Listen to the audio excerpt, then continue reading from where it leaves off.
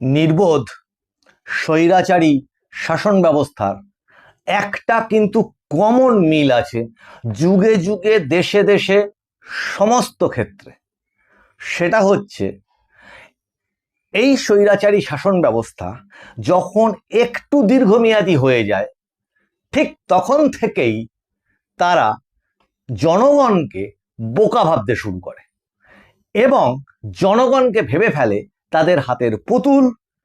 প্রচণ্ড রাষ্ট্র ব্যবস্থার যতগুলো সরঞ্জাম আছে, পুলিশি ব্যবস্থা, অ্যাডমিনিস্ট্রেশনের, অন্যান্য সরকারি প্রশাসনের বিভিন্ন রকমের যত রকমের ব্যবস্থা আছে, সেই সমস্ত কিছু প্রয়োগ করে প্রথম যে কাজগুলো তারা করে সেটা হচ্ছে জনগণ যেন মুখ খুলতে না পারে, জনগণ যেন মত প্রকাশ করতে না পারে, এবং সেটার ব্যাপারে যত্নশীল থেকে টার্গেট করে করে সেই সমস্ত প্রতিবাদী মুখ বা বিরোধী মুখ তাদেরকে নিষ্ক্রিয় করে দেওয়া এবং সেইটার মাধ্যম দিয়ে একটা দীর্ঘমেয়াদী শাসন ব্যবস্থাকে কায়েম করা।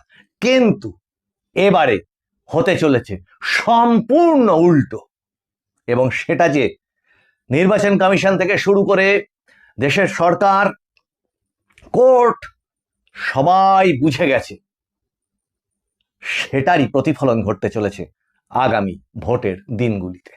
নমস্কার, মানুষের ভাষায় আপনাদের সকলকে স্বাগত। আমি প্রবীর রায়চৌধুরী আপনাদের সাথে।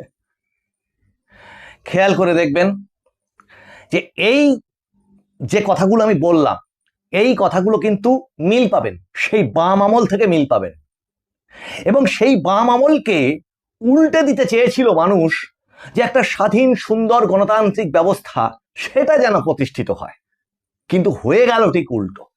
তার থেকেও চরম, তার থেকেও খারাপ, তার থেকেও নোংরা বলা ভালো একটি ব্যবস্থা এসে হাজির হলো এই রাজ্যের বুকে, যেখানে মানে চুরি লুণ্ঠন এটাই হচ্ছে সকাল থেকে রাত পর্যন্ত আলোচনার মূল বিষয়। আর মানুষ এটা দেখতে দেখতে দেখতে দেখতে, আমি একটা এপিসোড করেছিলাম এর আগে, একটু যারা একটু মনোযোগী দর্শক আছেন, একটু ধৈর্যবান সহৃদয় দর্শক আছেন, একটু খেয়াল করে সেই এপিসোডটা দেখে নেবেন। সেটার নাম দিয়েছিলাম পারফেক্ট ক্রাইম। যদি আপনি প্রশাসনের সমস্ত ব্যবস্থাকে কাজে লাগাতে পারেন, তাহলে অপরাধ করে সেই অপরাধের তথ্য প্রমাণ সমস্ত কিছু সেই প্রশাসন দিয়েই আপনি লোপাট করে ফেলতে পারবেন।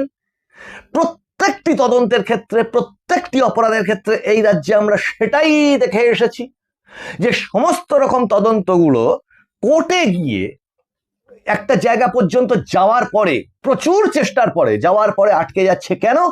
শেষ পর্যন্ত একটা করে মিসিং লিঙ্ক থেকে যাচ্ছে, তথ্য প্রমাণের অসুবিধা, যেটা নিয়ে অভিযোগ সুপ্রিম কোর্ট পর্যন্ত চলে গেছিল। রাজ্য পুলিশের ডিজিপি রাজীব কুমারের নাম উঠে এসেছিল, যে তিনি হচ্ছে সারদা কাণ্ডের প্রচুর পরিমাণে তথ্য প্রমাণ নষ্ট করেছিলেন, সেই লাল ডায়েরি, এবং সেটা উনি এক প্রকার বলতে গেলে প্রায় জামিনে রয়েছেন এখনো পর্যন্ত, তাতেও তারা থামেনি। এরপরে অন্যান্য ওই ফোন, মানে জীবন কৃষ্ণ সাহার পুকুরে ফোন ছুঁড়ে ফেলে দেওয়া, কালীঘাটের কাকুর ফোন থেকে ডেটা লোপাট করে দেওয়া, এই সমস্ত তো তুচ্ছ, মানে যেটা সারা পৃথিবীকে কাঁপিয়ে দিল যে ঘটনা আরজি কর, তাতেও এদের হাত কাঁপলো না। এরা এতটাই বাড়িয়ে ফেলেছিল। সেই আরজি করকে কি করলো, যে ঘরে সেই ঘটনা ঘটেছিল সেই ঘরকে ভেঙে চুরে তছনছ করে দিল, তথ্য প্রমাণকে সম্পূর্ণ পরিমাণে লোপাট করলো আরজি কর কাণ্ডে, ওই নৃশংস কাণ্ডে, এবং ফলত সেই তদন্তটা এগোতে পারলো না।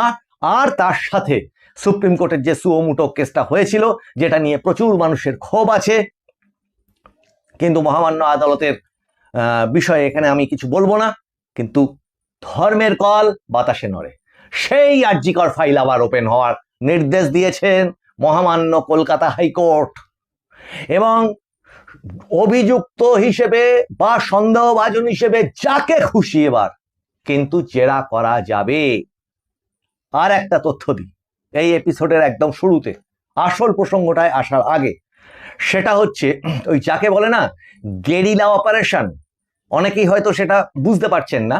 যদি সাধারণভাবে এইটুকুকে বোঝাই যে যুদ্ধক্ষেত্রের একটা সাধারণ রণনীতি, যেটা সামনাসামনি আক্রমণ না করে তলায় তলায় দেখতে পাওয়া যাবে না এরকম ভাবে শত্রুপক্ষকে বিপর্যস্ত করে দেওয়া, সেই গেরিলা অপারেশন কিন্তু এই গত 1 মাস যাবৎ এনফোর্সমেন্ট ডিরেক্টরেট বা ইডি তারা চালিয়ে গেছে। সেই তথ্য, সেটা বিস্তারিত তথ্য আপনাদের দিতে পারবো না, কারণ আমি নিশ্চয়ই ইডি নই।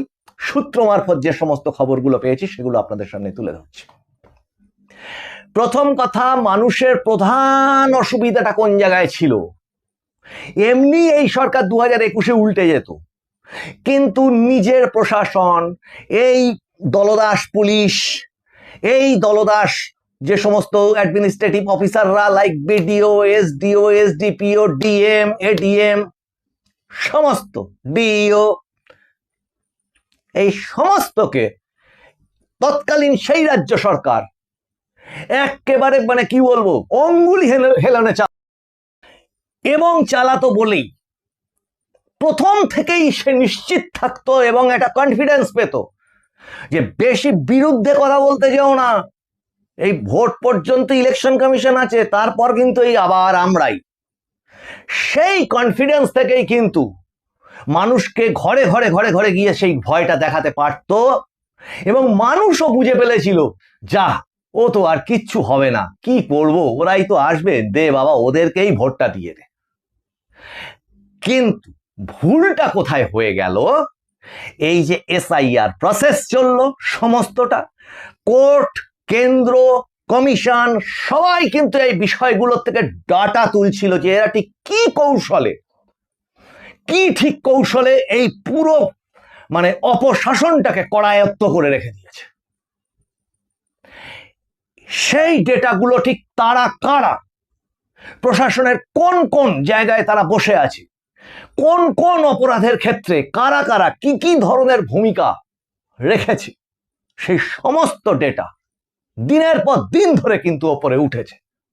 এবং কোর্টও একটার পর একটা মামলায় যখন দেখেছে এইভাবে তথ্য প্রমাণকে লোপাট করে দেওয়া হয়েছে, একটার পর একটা মামলাতে সে বিচারপতি, মহামান্য বিচারপতি অমৃতা সিনহা থেকে শুরু করে সুপ্রিম কোর্টের ডিভিশন বেঞ্চ পর্যন্ত যখন দেখেছে যে প্রত্যেকটা অন্যায় অপরাধের ক্ষেত্রে এই রাজ্য সরকার অপরাধীর পক্ষ হয়ে সব সময় সওয়াল করেছে। ওই বলি একটা টিম আছে, একটা টিম অফ লয়ার, মাননীয় বলতে হবে কপিল সিব্বাল, কল্যাণ বন্দ্যোপাধ্যায়, শ্যাম দেওয়ান, মেনকা গুরুস্বামী, অভিষেক মনু সিংভি, এই টোটাল টিমটা সেখানে পুরোপুরি অ্যাপয়েন্টেড হয়ে যায় কোটি কোটি টাকার এগেনস্টে। কোর্ট সেটা বুঝেছে, কিন্তু কোর্টের একটা জায়গায় সীমাবদ্ধতা আছে, সেটা মাননীয় সুধী দর্শকবৃন্দ সকলেই মানবেন। কোর্টকে প্রমাণ দিতে হয়, কিন্তু কিছু তদন্ত একটা পরিণতি পাওয়ার দিক পর্যন্ত এগিয়ে গেছিল। ফলবশত তিহার জেলে গড়াগড়ি খেতে হয়েছিল একজনকে, অনুব্রত মণ্ডলকে। চালকে রেশন দুর্নীতিতে সদ্য জেল খেটে আসা আর একজন সদ্য জামিন পেয়েছে দীর্ঘদিন জেল খেটে আসার পরে। আরো বেশ কিছু কিন্তু জেলের মধ্যেই এখনো আছে, এটা অস্বীকার করবার কোনো জায়গা নেই। যে ধুস কিচ্ছু হবে না বলেন যারা, তাদের একেবারে পুরোটা আবার ঠিক না, কিন্তু আবার তাদের এটা ঠিক যে মাথা ধরা পড়েনি কেন। এবার আসুন আসল জায়গাটা। আগামী 1 সপ্তাহ কিন্তু খুব সাংঘাতিক হতে চলেছে ওই দলের পক্ষে। সেটা আমি একটা এপিসোডে দেখিয়ে রেখেছি যে দুটো সাইক্লোন আসতে চলেছে, 13, 14, 15, 16। 13 আগামীকাল সুপ্রিম কোর্টে এসআইআর এর সাথে সাথে কিন্তু মোথাবাড়ি কাণ্ডের হিয়ারিং রয়েছে, যেখানে সুপ্রিম কোর্ট চরম ক্ষুব্ধ হয়ে বসে আছে।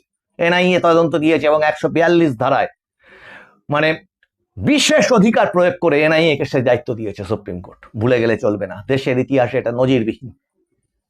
পাশাপাশি আসুন আইপ্যাক ইডি কেস।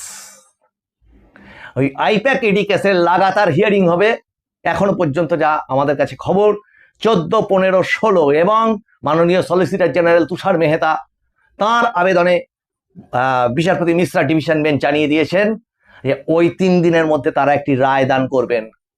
এবং সেখানে অবজারভেশনে তারা এর আগে বলেছিলেন অবজারভেশন বলা যায় বা সওয়াল জবাবের ক্ষেত্রে তারা বলেছিলেন যে ধরুন যখন মানে রাজ্য সরকারের পক্ষ থেকে বারবার করে সওয়াল করে করে কেসটাকে পিছিয়ে দেওয়ার চেষ্টা করা হচ্ছে, তখন তিনি বলেছিলেন ওই একটি সওয়ালের মধ্যে যে ধরুন ইডি, আপনারা বলছেন যে ইডি তদন্ত করতে পারে না, এই বিচারপতির বেঞ্চ তদন্ত করে এই কি বলে বিচারই করতে পারবার উপযুক্ত নয়, মানে মামলার মেনটেনেবিলিটি, মামলাটা এখানে গ্রহণযোগ্যই হবে না, এটাকে খারিজ করুন। তখন ওই বিচারপতি বলেছিলেন প্রথমত এটা নজিরবিহীন, এটা মানে দেশের ইতিহাসেই হয়নি এরকম কোনো ঘটনা যে কোনো রাজ্যের প্রধান গিয়ে কোনো একটি সংস্থা তদন্ত করছে, তার কাছ থেকে সমস্ত কিছু কেড়ে কুড়ে নিয়ে চলে আসছে, তাকে তদন্তে বাধা দিয়ে দিচ্ছে, এরকম তো ঘটেই। আর দ্বিতীয়, ওই বিচারপতিরা বলেছিলেন যে ধরা যাক যদি কোনো মুখ্যমন্ত্রী ক্রাইম করেন, তাহলে সেই মুখ্যমন্ত্রীর বিরুদ্ধেই তদন্ত করবার জন্য কি সেই মুখ্যমন্ত্রীর কাছ থেকে এই অনুমতি নিতে হবে? কাজে এই মনোভাবটা, আদালতের মনোভাব জানি না, কিন্তু এর থেকে আমরা বুঝেছি আদালত কিন্তু যথেষ্ট কড়া অবস্থানে রয়েছে। এর পাশে যদি ধরেন এই 1 মাস যাবত ইডি যে রেডগুলো করেছে, এই সদ্য ঘটে যাওয়া আরো 2টো রেড, একজন মন্ত্রী তিনি আবার অসুস্থ হয়ে পড়লেন হঠাৎ করে, আবার নাকি নার্সিংহোমে তার পেটের গন্ডগোল হয়েছে, আর একজন মন্ত্রী ভোটের কাজের জন্য সময় দিতে পারেননি, যাননি, আবার পার্থ চ্যাটার্জির বাড়িতে আবার ইডি ঢুকে কি করে আসলো ইডি জানে।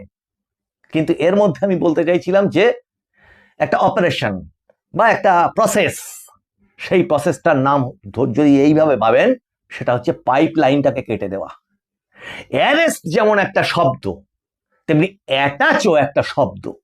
মানে এই যত ধরনের ব্যাংক অ্যাকাউন্ট আছে, যত ধরনের ট্রানজাকশন হয়েছে, সম্পত্তি বেআইনি আছে, সেগুলোকে যদি আপনি অ্যাটাচ করে দেন, সেগুলো সাধারণ মানুষ জানতে পারে, কিন্তু অনেক পরে যখন সেগুলো কোর্টে সাবমিট হয়, অ্যাটাচমেন্টটা কিন্তু তার অনেক আগে থেকে ইডি বলুন বা অন্যান্য এই ধরনের সংস্থারা করে রেখে দেয়।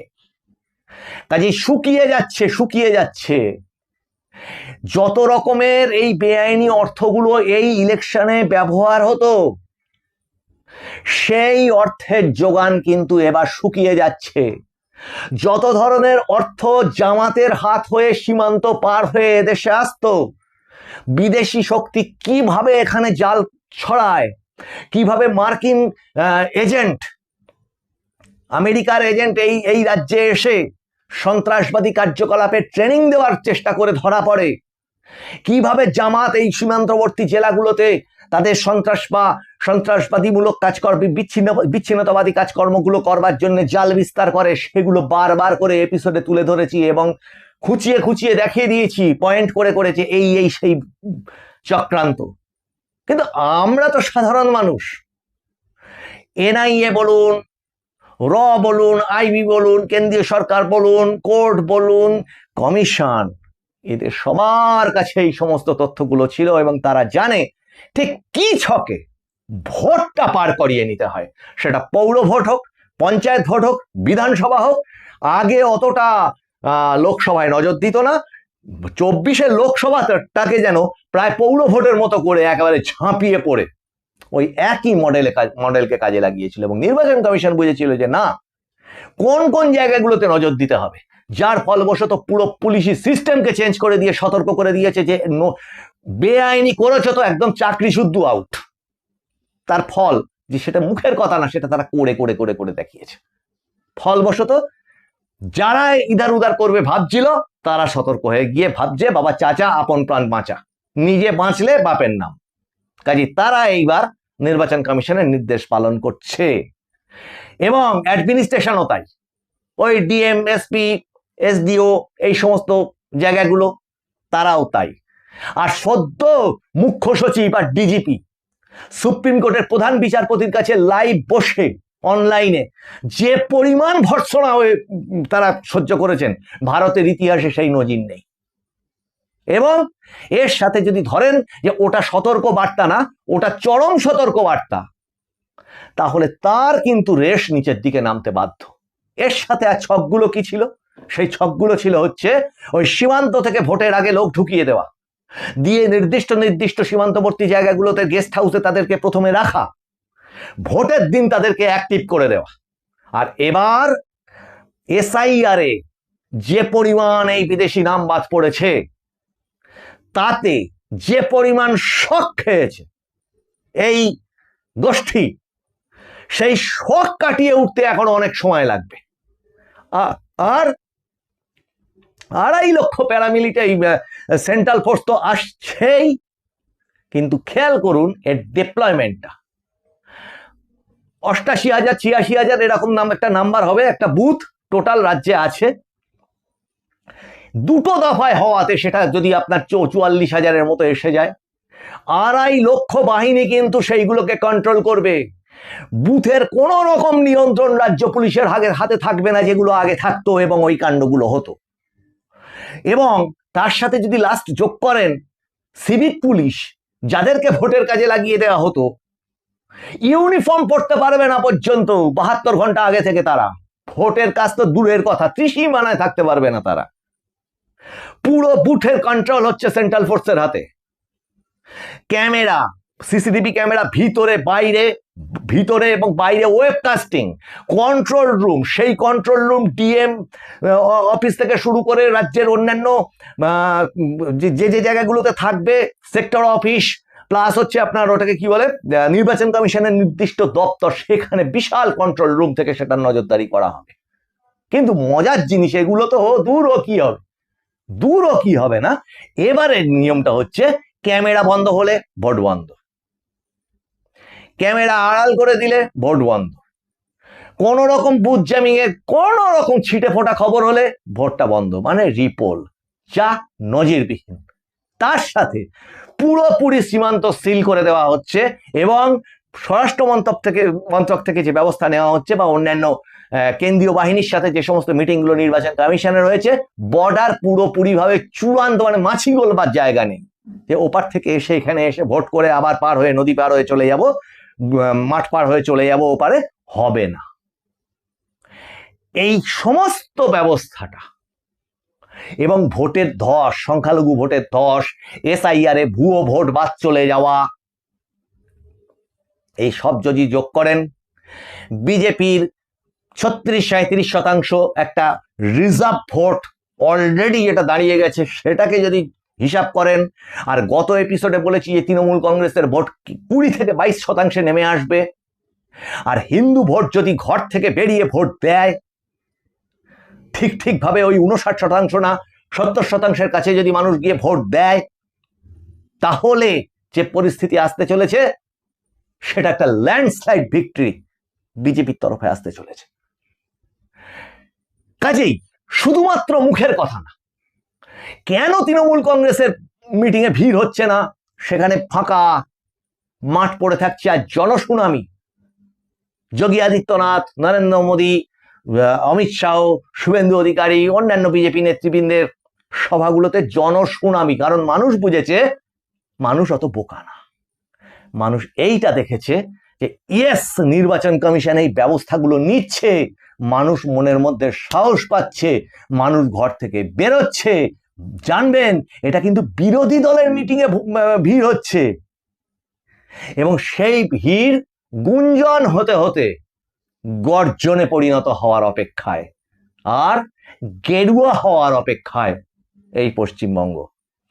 ঠিক ভুল যা কিছুই আপনাদের মনে হয় আপনারা কমেন্টে লিখুন, আপনাদের ভালো লাগলে লাইক, শেয়ার, কমেন্ট করুন, সাবস্ক্রাইব করুন, হাত খুলে লিখে একটু শেয়ার করুন, যাতে এই এপিসোডের সাথে আপনার বক্তব্যগুলো শেয়ার হয়ে অনেক মানুষের মধ্যে যেতে পারে, নির্দিষ্ট স্তরে পৌঁছতে পারে। আপনাদের সঙ্গে আবার দেখা হবে সামনের এপিসোডে। আপনারা নজর রাখুন মানুষের ভাষার পর্দায়। মানুষের ভাষা সবার মনের কথা বলে। নমস্কার।